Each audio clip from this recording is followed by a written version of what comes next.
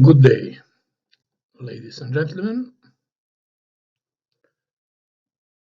This is the first lecture of the third series of lectures related to the introduction of the RM software for filter design. This series has a general name, Introduction to the Filtering Theory, and this lecture has a title, Basics of Signals and Filtering.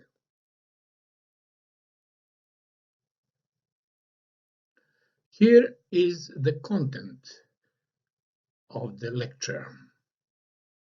First, we will introduce the term signal and its properties. Then, we will introduce the Fourier transform and Fourier time series used to represent signals. Then we will introduce the definition of filtering and a filter. That will allow us to proceed to categorization of filters, describing the filtering technologies, and a specific chapter named scaling. A signal is a function of one or more variables that conveys information about some, usually physical, phenomenon. Here, a signal will be a function of a single variable, one-dimensional, at the time, which is denoted by t, lowercase t. According to the variation of their time variable, signals can be either continuous time or discrete time. In addition, according to the representation of their amplitude and time variable, signals may be continuous time analog or continuous or discrete time analog or digital.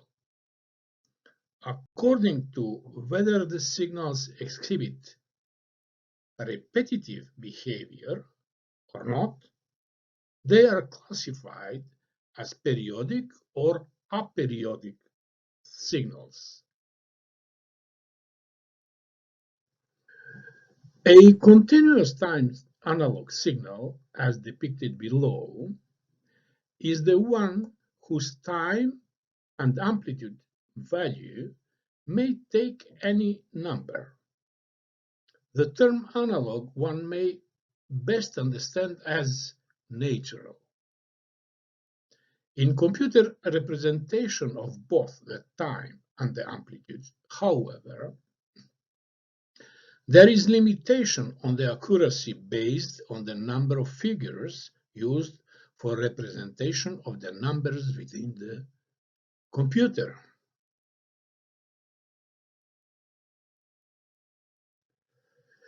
A discrete time analog signal, as depicted below, is the one whose time variable is discretized, the discretization interval being ds. To its amplitude, however, may be allocated any value. The discretization interval is defined based on the properties of the signal and the signal processing system. The operation of evaluation of the amplitude at instance tk equals k times ts is referred to as sampling. Fs, which is equal to the reciprocal of ts, is referred to the sampling frequency.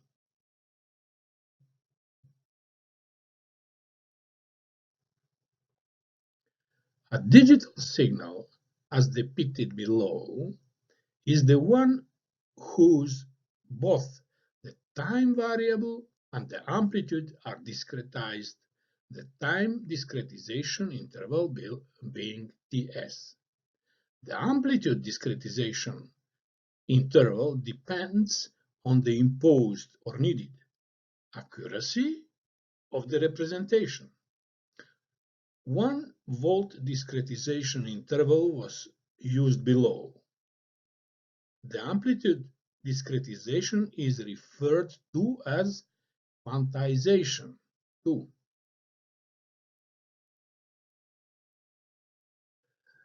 The time domain representation we are considering is hiding many properties of the signal which may be modified, corrected, improved, etc. To come to these properties, we need to change the domain and form from the natural time domain to switch to the artificial frequency domain. For that purpose, we use the so-called Fourier transform, which allows for a full insight on the signal and enables implementation of means to processing it.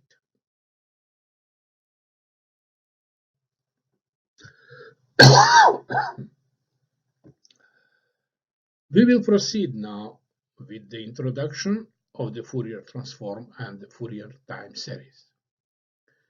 Given an arbitrary but periodic continuous time signal x with a period t capital, according to Fourier transform, it may be represented in a form of an infinite series, so as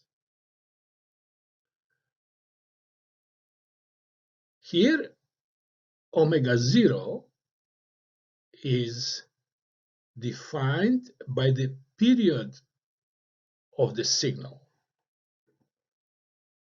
2 pi divided by t, which is of key importance. The constant ck are unknown in advance, and they are supposed to be calculated according to the signal under consideration.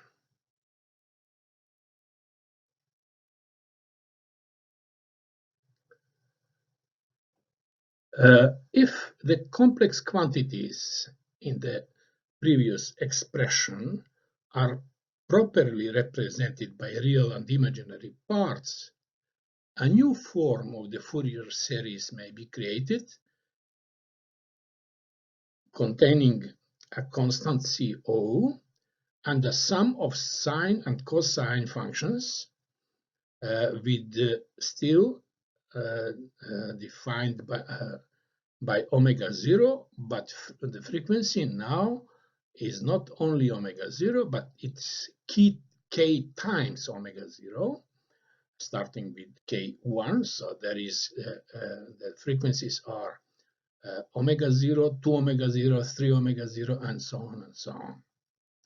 Here are the formulae for calculating the value of C, A, and B.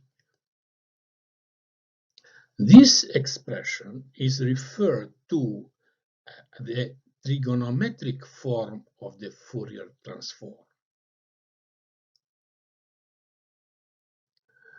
Here are the formulas to determine CK. As you can see, the constant is defined as the integral over a period of the input signal V of t multiplied by this exponent. C0, which has not this complex component, since omega 0 is since k is equal to 0, represents the average value of the signal over the period t. T0 is an arbitrary instant for starting the integration of the periodic signal V.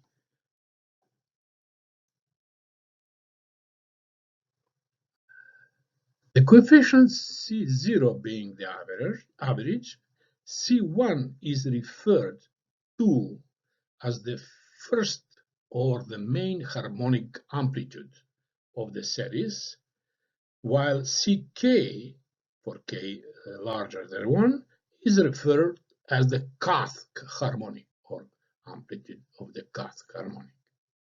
Now we may see that each complex sinusoid is associated with a particular frequency, which is some integer multiple of k of the fundamental frequency omega 0. In this way, the Fourier series representation provides a means for measuring the frequency content of a signal.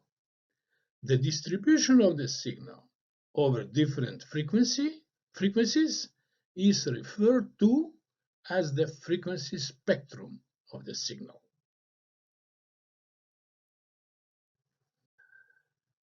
Here is an example pulse train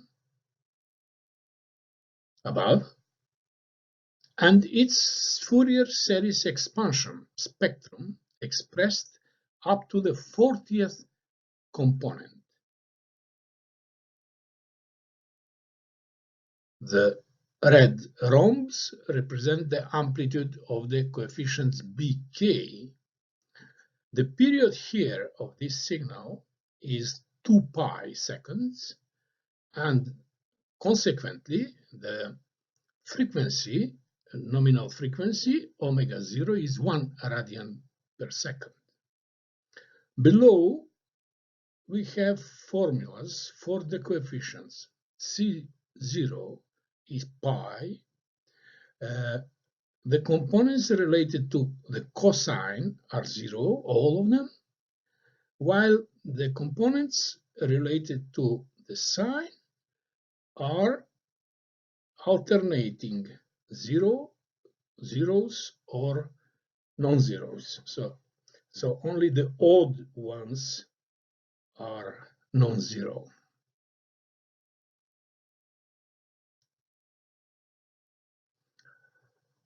It is important to have in mind that the squared amplitude of a component of the spectrum depicted above has the dimension of power delivered to an 1 ohm resistance.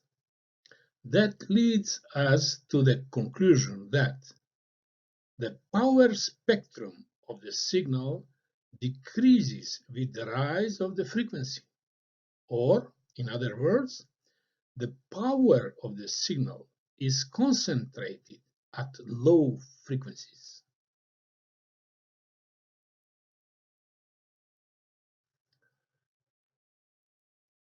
Now we will review the Fourier series of this pulse train and how it is related to the reproduction of the signal at the output of the system. Here is a reproduction of the series, mathematical, clearly. If it is truncated at the 2000 harmonic, as we can see, it is almost perfect, and additional harmonics will have not much effect to its final shape. But let's see what happens otherwise.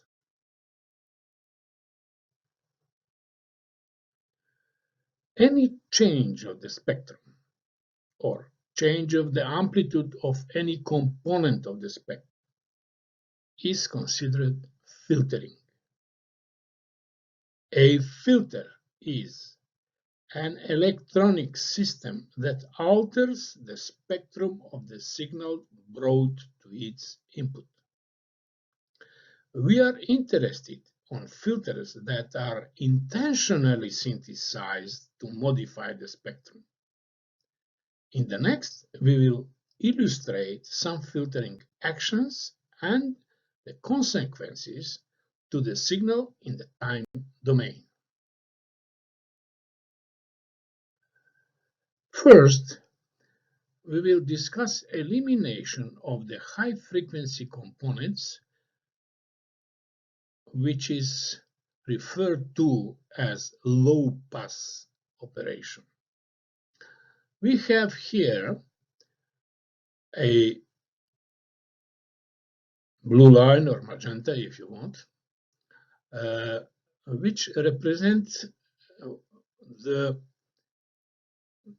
characteristic of the filter. So this filter multiplies by 1 all the components from 0 to the 19th, and then multiplies by 0 all the components above 19th. This means that the series is truncated with 19 as a last component. The output signal, as we can see on the right-hand side, is very much similar to the original, since the low frequency operation transfers the signal power almost untouched.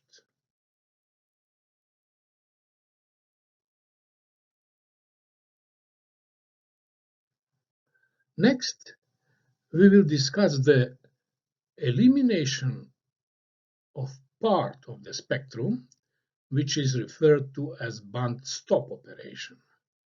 As we can see on the left-hand side, the third and the fifth component are eliminated, and on the right-hand side is the resulting time domain waveform. So all the rest of the components are present, but still one can see that only these two components have very serious influence to the shape of the signal at the output. Generally, it keeps the shape of the signal, but it is distorted. Next, we will discuss the operation which allows through only part of the spectrum. We call that operation band pass operation.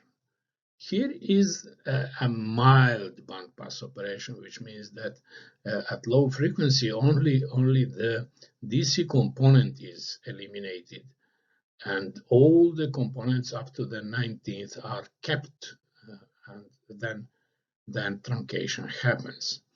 As a consequence, a band pass operation of this kind keeps the shape of the signal, but since the DC component is eliminated, all values are shifted downwards by half of the C0, which was pi. Of course, by shifting the lower edge of the filter to higher frequencies, let's say if we eliminate the first harmonic and so on, serious damage to the signal may be expected. That may be seen here, where we are allowing only part of the spectrum which is at high frequencies, or so-called high-pass operation. It is also mild here, which means that only the DC and the first harmonic are eliminated, first component is eliminated. And as we can see, how the elimination of the first component may dramatically influence the time domain response. So to go a little bit backwards, we may summarize that we notice four operations or four types of filters, four type of operation: low pass, band stop, band pass, and high pass. One important corollary of all above discussion, not only the last four, may be drawn here. It is the fact that the sinusoid is a mathematical function of fundamental importance for representing signals and consequently fundamental to all electronics and communication as such.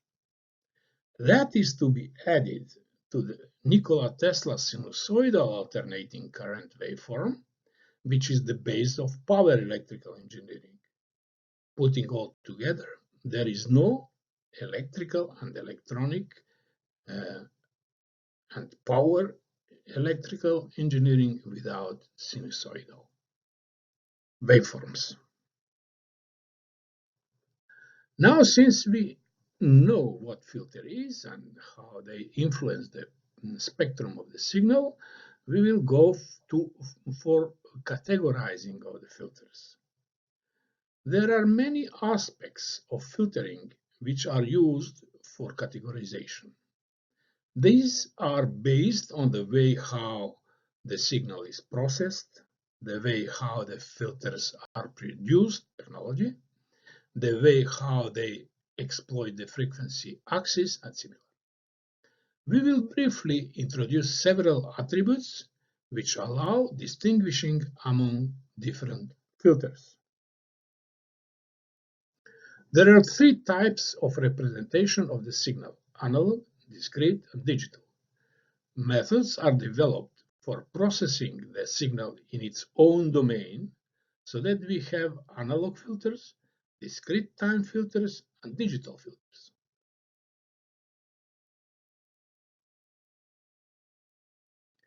Analog filters are processing the signal by analog operation. Here we may say that we achieve maximal accuracy, which may be stated as the closeness of the computational result to the corresponding physical system response.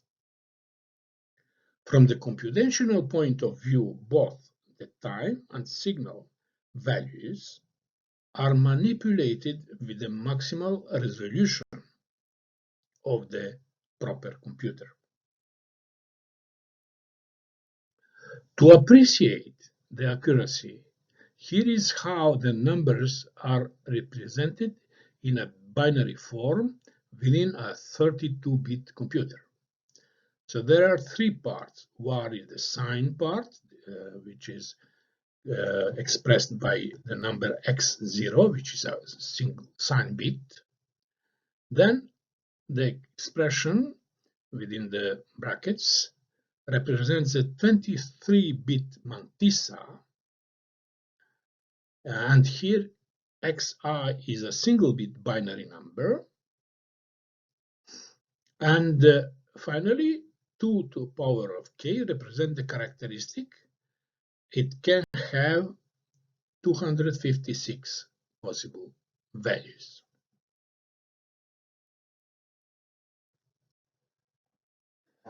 It is about the mantissa which is defining the resolution.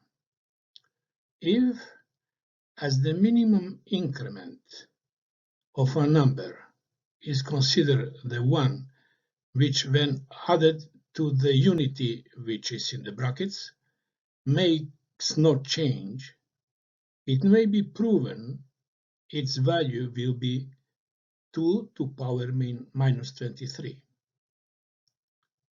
Any number smaller than 2 to the power minus 23 will result in no change to the sum. 2 to the power minus 23 binary is equal to this number here in decimal, which has first unity at the 7th position behind the decimal point. One may say that in a 32-bit computer, we are processing with accuracy of 7 significant figures. This is very important information when the validity of some arithmetic operation is considered. Adding two numbers of the same sign, which have similar moduli, will produce a number with practically the same accuracy. Subtracting two such numbers, however, will produce a number of no accuracy at all.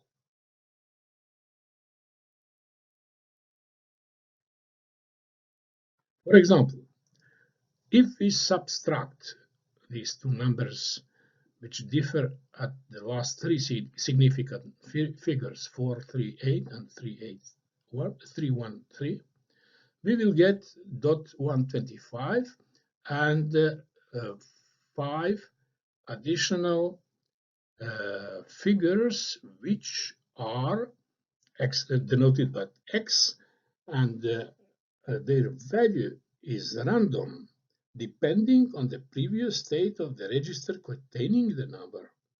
They have nothing to do with the subtraction.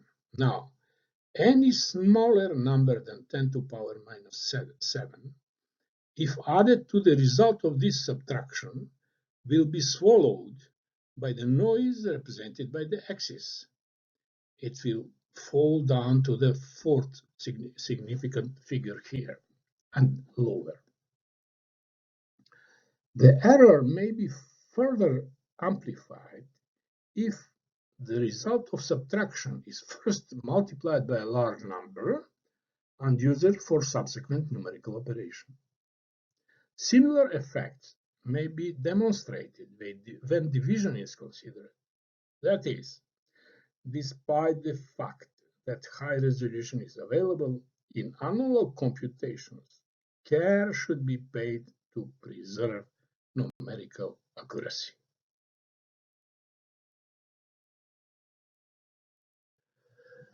Now we will go to discrete time filtering.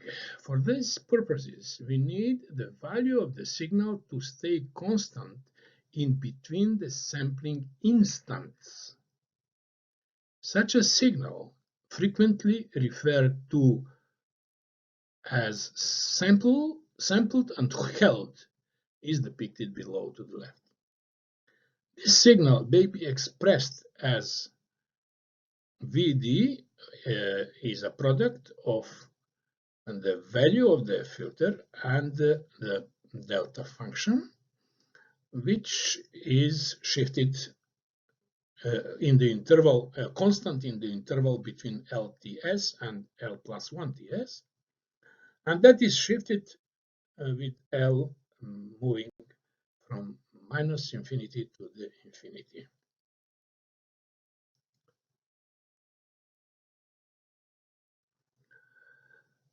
During the sampling period, while the input to the filter is held, transients occur within the circuit, which define the value of the output signal in the given time interval.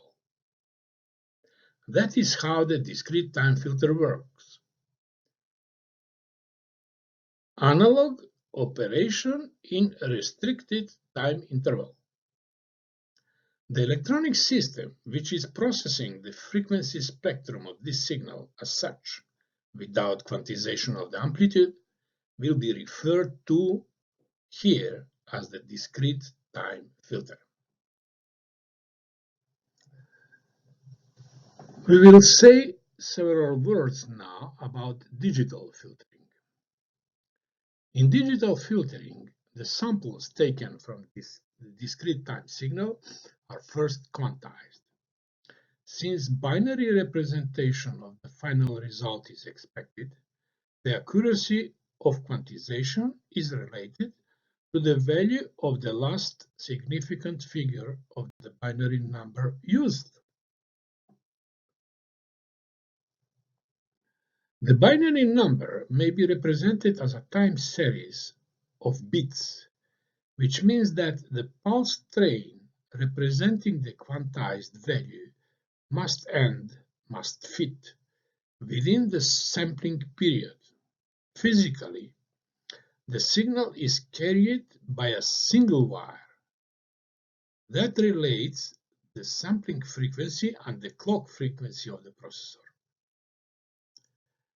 There will be needed at least as many clocks in the sampling period as the number of the bit is. This way of processing would be referred to as serial. Alternatively, one may use as many wires as the number of bits and process further in parallel.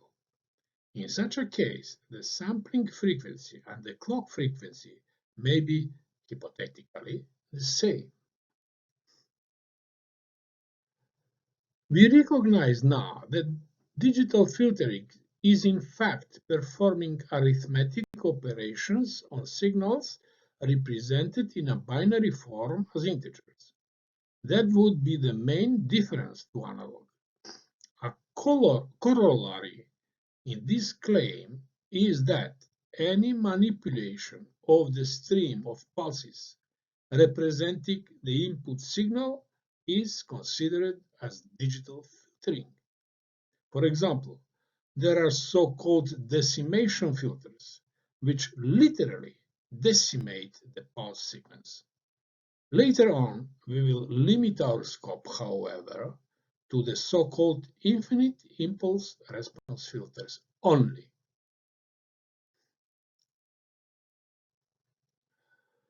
Now, to make some comparison, during the propagation through a physical media, air, cable, etc., a transmitted pulse becomes gradually distorted due to the non-ideal transmission characteristic of the channel. Also, various unwanted signal, usually termed interference and noise, will cause further deterioration of the information carrying digital pulse. However, as there are only two voltage levels of the signal that are being transmitted by digital transmission, it is possible for us to identify with a very high probability a given pulse at some appropriate intermediate point of the channel and regenerate a clean one. In this way, we will be completely eliminating the effects of distortion and noise accumulated till the point of regeneration. Such an operation is not possible if the transmitted signal was analog, because there is nothing like a reference waveform to regeneration. In addition, when using digital signals, we may exploit the advantages such as storing the messages in digital form and forwarding or redirecting them at a later point in time, which is quite simple. Coding the message sequence to allow fight against the channel noise. Encrypting for secure communication can also easily be accomplished in the digital domain. From the technology or circuit point of view, the digital technology is not only immune to noise, but it is also immune to temperature variations, since the pulse levels are temperature independent. Furthermore, a digital filter may be implemented as a piece of software as part of the firmware.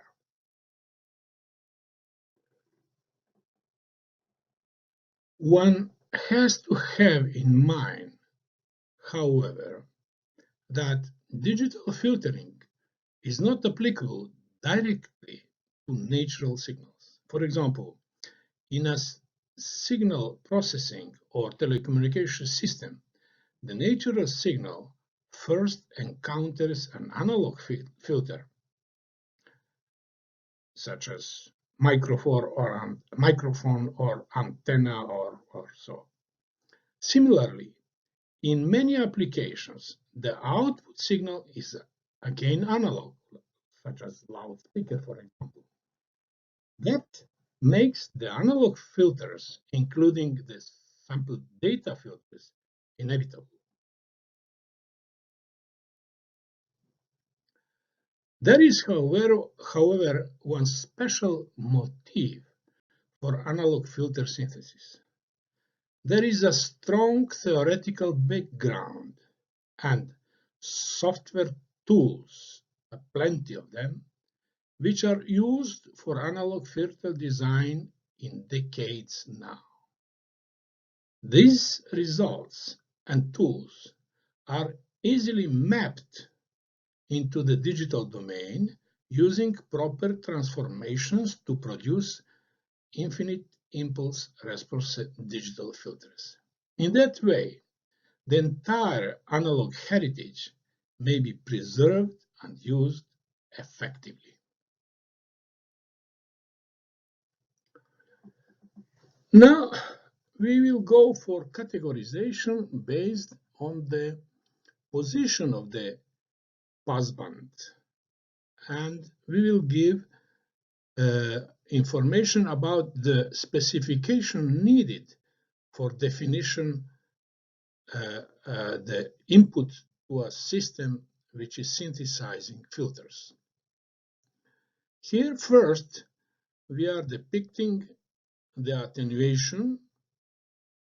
We will define the attenuation later on, of a low-pass filter. So we have two frequencies at the frequency axis, F0 and Fs. F0, or alternatively Fc, is the cutoff frequency of the passband. For the passband, the maximum attenuation is defined, prescribed. Then we have the other frequency, which is Fs, where the stop band starts. For frequency above this frequency, the attenuation is restricted to be above a mean, which means above a prescribed value. For example, a max may be 1 decibel and a mean 50 decibels, for example. In between, there is a region where the filter's characteristic is transiting from the passband to the stopband. It is called the transition region. We would like to have as a short, as a small, as a narrow a transition region as possible.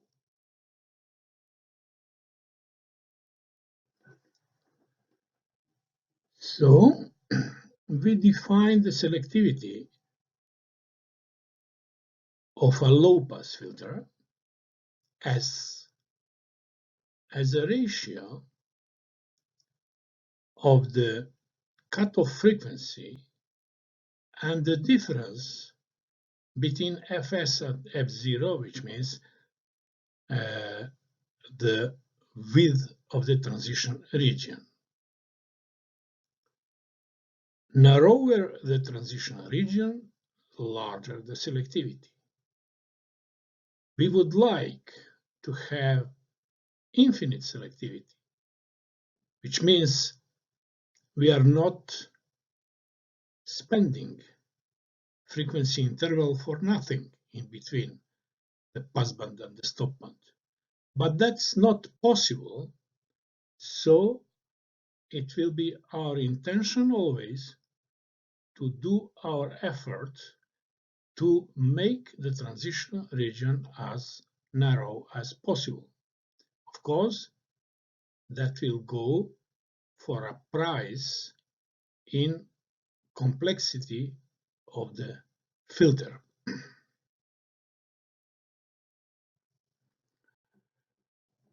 When requirements on the amplitude characteristic are considered on the amplitude characteristic or the attenuation which was discussed here, the set of these four quantities F0, Fs, A max and A min is usually a complex one.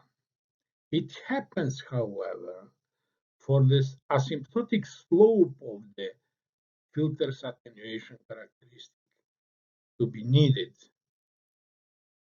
to be not lower from a prescribed value. In such a case, the minimum asymptotic slope may be a design requirement too.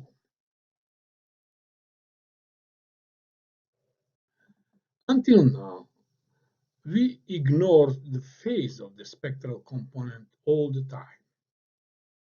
There are applications, however, insisting the phase to be preserved or somehow shaped. In such cases, we are interested in the phase characteristic of the filter, which represents the argument of the output signal as a function of frequency. Here, V out is the complex valued output voltage to be discussed soon. Since, however, as will be shown in the subsequent presentation, the phase is expressed in a complicated form using transcendental functions. It is the group delay which is more frequently in use. It is defined as a negative derivative of the phase. So, usually, linear phase or constant group delay is sought. This requirement is expressed in the figure above, where margins for the group delay are set as relative deviation from the nominal value.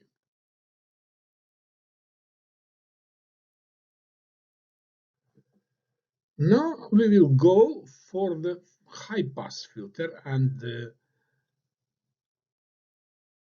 specifications. So we have the cutoff frequency of the passband, which is now starting at Fc and ending at infinity. So the high-pass filter has an infinite bandwidth, which is neither physically possible nor it is desirable.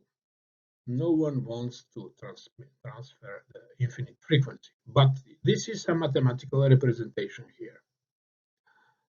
And then we have Fs, which is the upper bound of the stop band. And again, in the passband, the maximum attenuation is prescribed, and in the stop band, the minimum attenuation is prescribed. In between Fs and Fc is the transition region, and it will be desirable for two of them to differ as small as possible. And the selectivity here is defined in the same way with Fc and Fs interchange position. Usually, there are no group delay requirements for high-pass filters.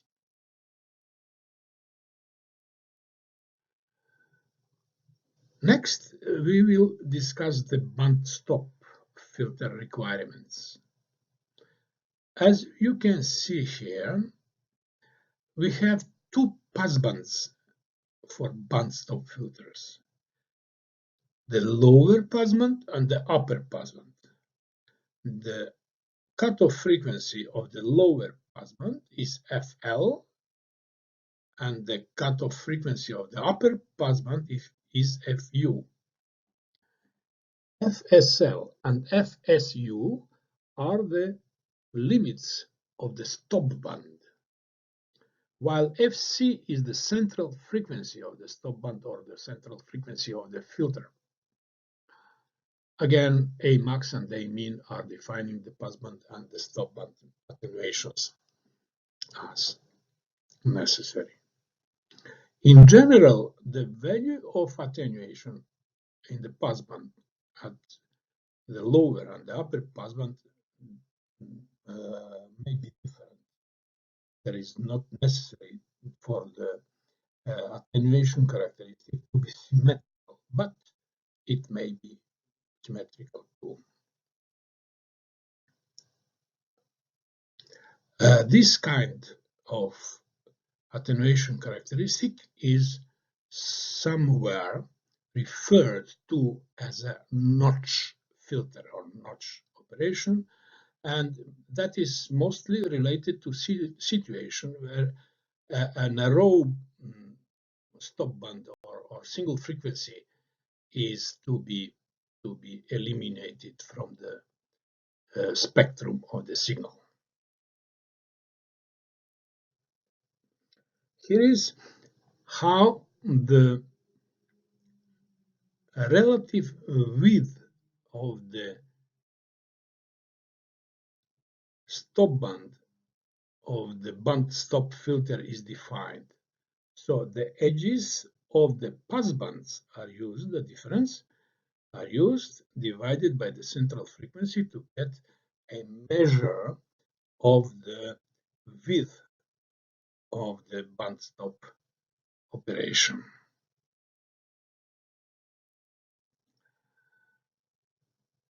The band pass operation is opposite to the band stop operation. Here, one part of the spectrum between FL and FU is transmitted. FC is the central frequency, while the stop band, the lower stop band, is defined by FSL and the upper stop band by FSU. Here also, the minimum attenuation of the lower and upper stop band need not to be equal, but generally they are. And the central frequency or the relative passband now is defined by the difference of the upper and the lower cutoff frequency of the passband divided by the central frequency. It happens here in bandpass filtering for the group delay requirements to be imposed, and these are here expressed by the diagram on the right hand side. So we may have three different situations. One is to have a bandpass filter paying no attention to the group delay. The second is bandpass filter with prescribed group delay, and the third is bandpass group delay filter with no attenuation at all, which is called all-pass filter. So let's repeat the nomenclature. So FC is the central frequency of the passband. FL is the lower cutoff frequency of the passband. FU is the upper cutoff frequency of the passband. FSU is the lower edge of the upper stop band. And finally, FSL is the upper edge of the lower stop band. Now, as we mentioned, there is all-pass operation, which means that the amplitude is constant for all frequencies, or the attenuation is 0 or constant for all frequencies. In this case, only the group delay or the phase are of interest. And there are low-pass, all-pass filters, which approximate constant group delay as if there is a low-pass filter, but with no attenuation, as depicted on the left-hand side, and band-pass all-pass filters, which are referred frequently as delay lines, which approximate constant group delay on a frequency band around a given central frequency, which is depicted on the right-hand side. General delay line may be low-pass too. Now we will go to the technologies. As all electronic systems, the filters may be produced in different technologies. To start with, one may categorize the systems realizing the filtering function as passive electrical or active electronic. Passive filters are very rarely, almost never, integrated and are built of discrete components, so they are referred to as discrete filters.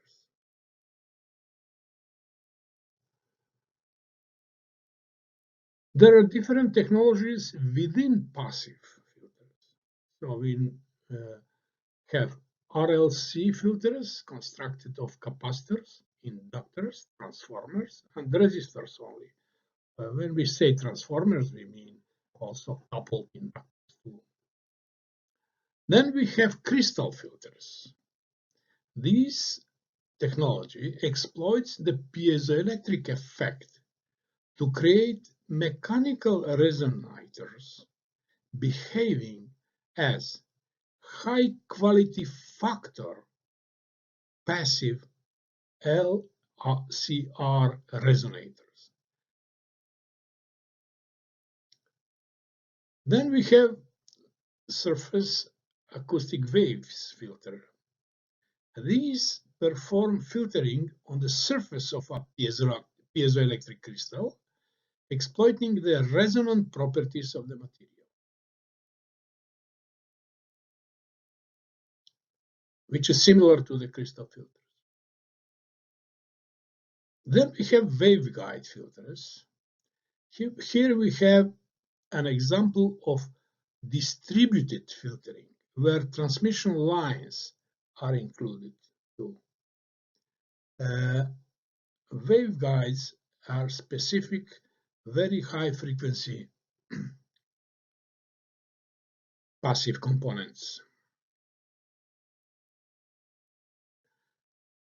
Also, we have mechanical filters. Here, metal resonators are constructed and coupled to form a cascade behaving as an electrical filter.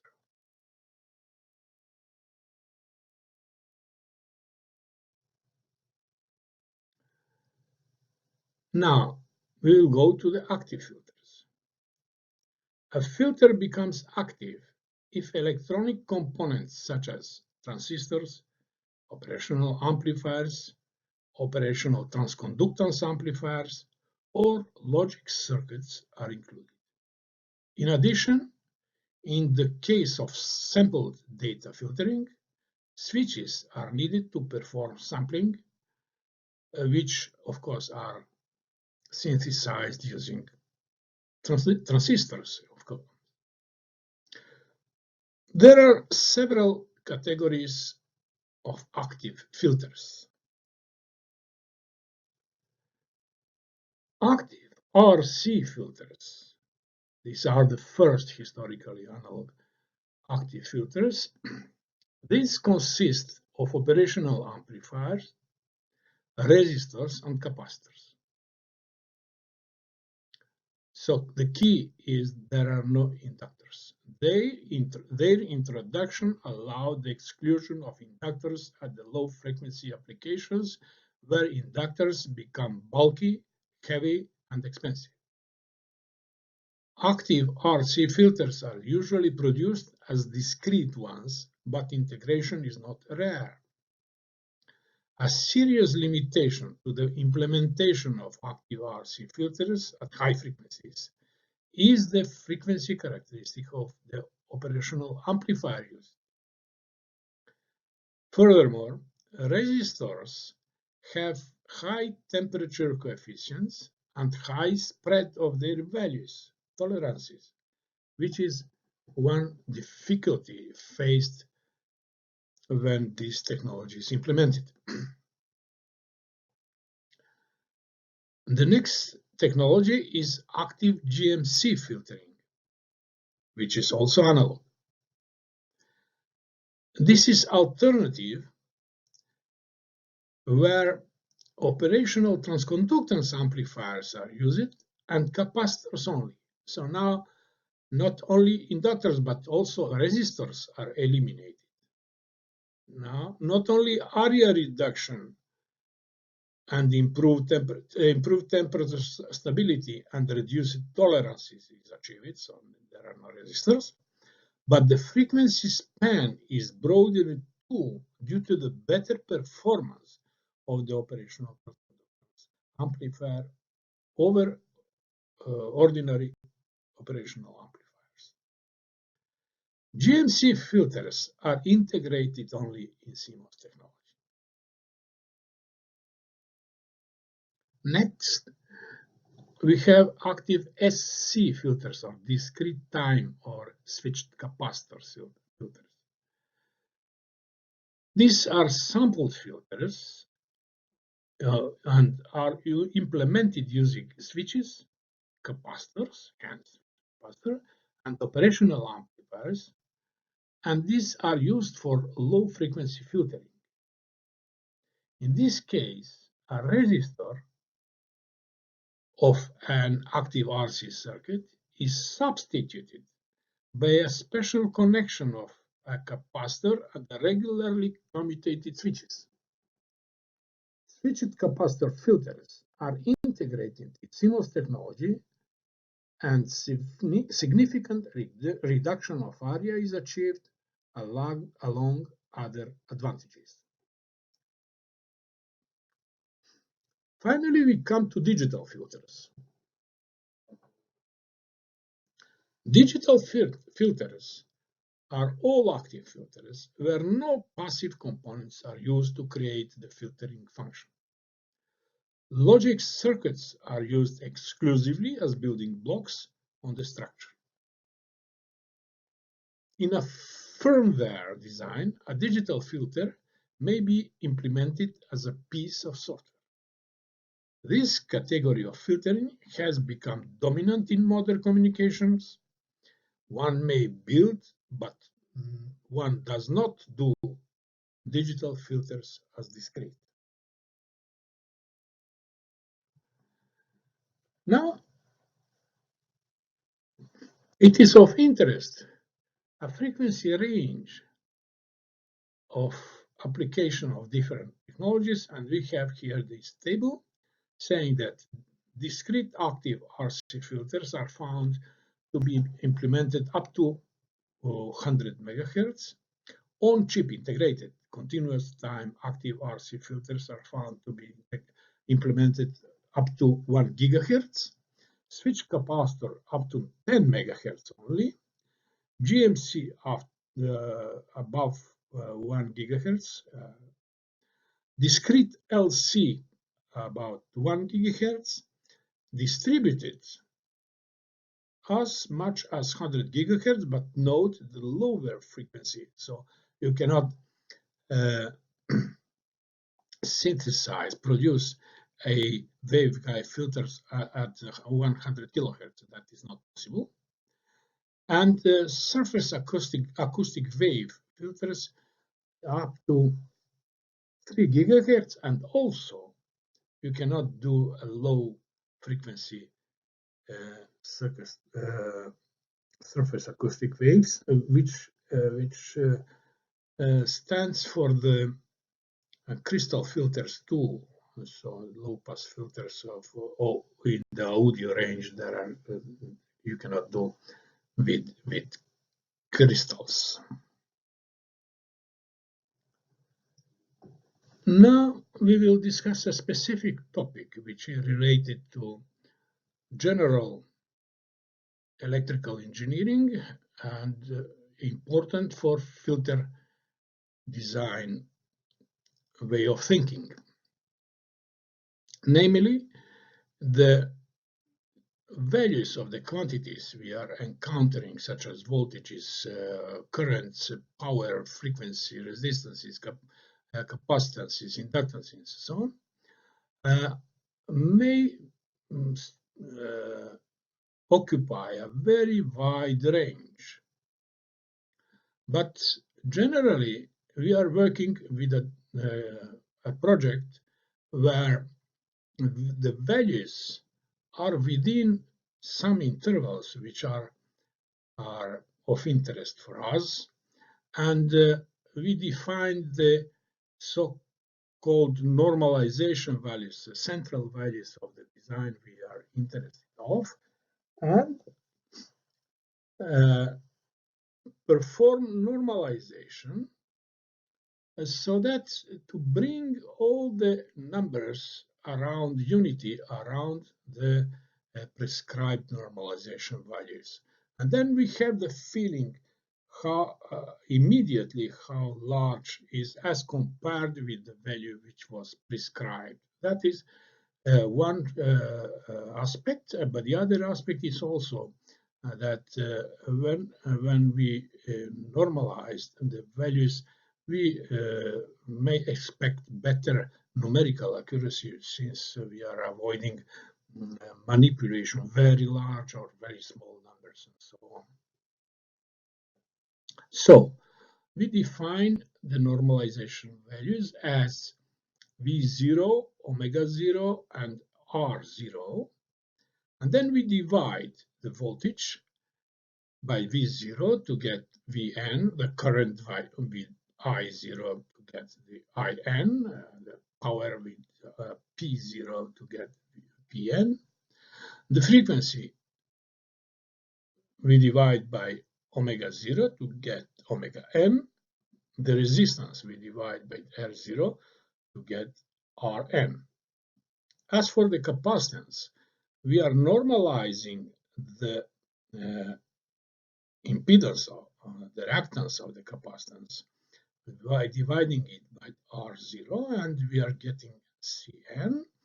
And the same for the inductance. We are dividing omega L bar by R0, and then we are getting the normalized inductance. At the end of the project, at the end of the calculation, we do denormalization, and we find the real values of the circuit element and frequencies and so on and so on. A specific way of normalization, or further normalization, is the use of logarithmic scale. The main property of the logarithmic scale is that it is nonlinear, which means it expands the small values and compresses the large values, giving equal intervals to the numbers which are separated by fixed number of times. For example, twice the frequency, the two frequencies which has a quotient of 2 is an octave, be it 10 kilohertz to 20 kilohertz or 10 megahertz to 20 megahertz. It is one octave. Or if the quotient is for frequency 10 times, then it is 1 decade. Here are the definitions. the voltage is expressed in decibels. If the logarithm of the normalized voltage, you cannot logarithm unnormalized quantities, with base 10 is multiplied by 20. That stays for the current, which is not the case for the power, where the logarithm is multiplied by 10. That comes because the power is a square of voltage or current on one on resistance. So at the same point in the circuit, we will have the same decibels, be it in voltages or in power. The frequency is simply logarithmed with base 10 of the normalized frequency. Now, if only the frequency is used is in a logarithmic scale, while the voltages and powers are linear, then we are producing semi-logarithmic diagrams, semi-log. While if both are logarithmic, then we produce a log or a logarithmic diagram. Here is a table which should be memorized very carefully, expressing the voltage decibels. So if the value is 10,000 times larger of unity, it is 80 decibels. If it is 10 times, it's only 20 decibels. If it is 1/100th, it is minus 40 decibels. And note below, if the value is twice the value of the normalizing voltage, then it is 6 decibel approximately. And it is a square root of 2, then is 3 decibels or 3 dB. If the value is 1, meaning the value of the reference voltage or normalization voltage is 0 decibel, 0 level. And so here what is interesting, multiplication is converted into addition.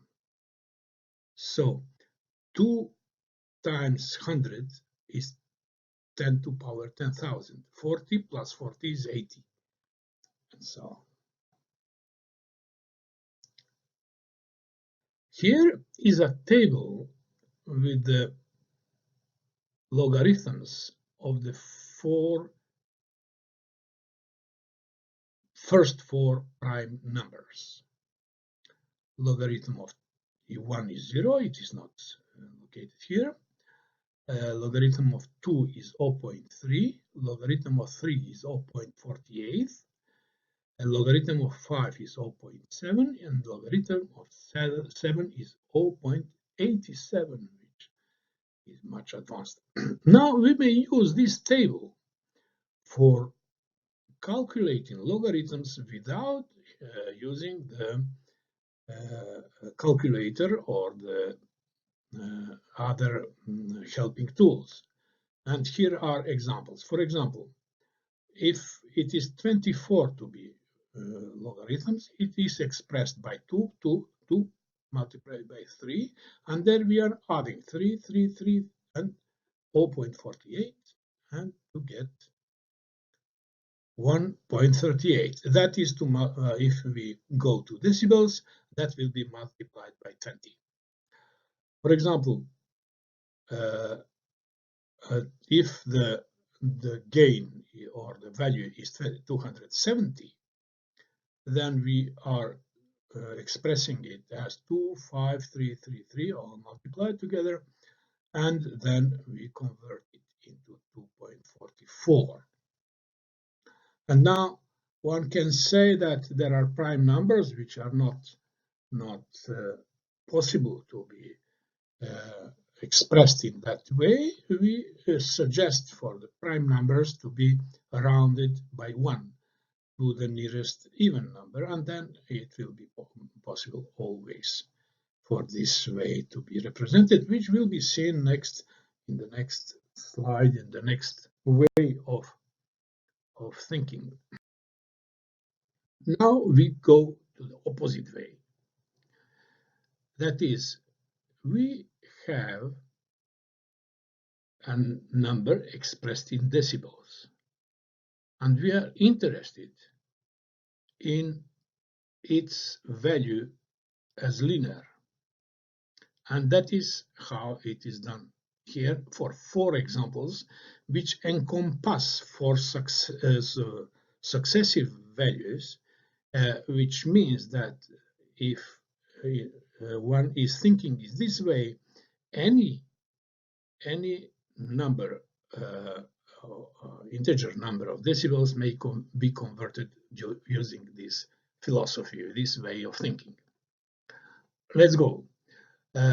If 55 decibels is to be converted, we have expressed 55 decibel as sum of 40, 6, 6, and 3 decibels, which is on the other side represented 40. It's 100, 6 is 2, 6 is 2, and 3 is square root of 2.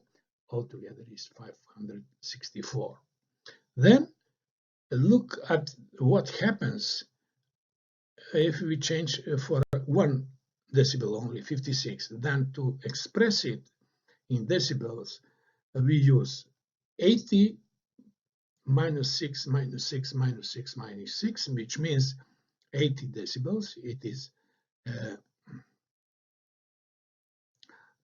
10 to power 4 and divided 4 times by 2. Then 57 is 60 minus 3, which is 20 plus 20 plus 20 minus 3. It is 10 by 10 by 10 divided by square root of 2. And 58 is the most simple, is 40 plus 6 plus 6 plus 6, which is 800. So we may shift anywhere for 1 decibel. We will use this philosophy and we will get the decibels. It is advisable here to pay attention to the increment of the linear part. 1 decibel between 55 and 56 is about 60 on the right-hand side. So the increment is 60 on the right-hand side.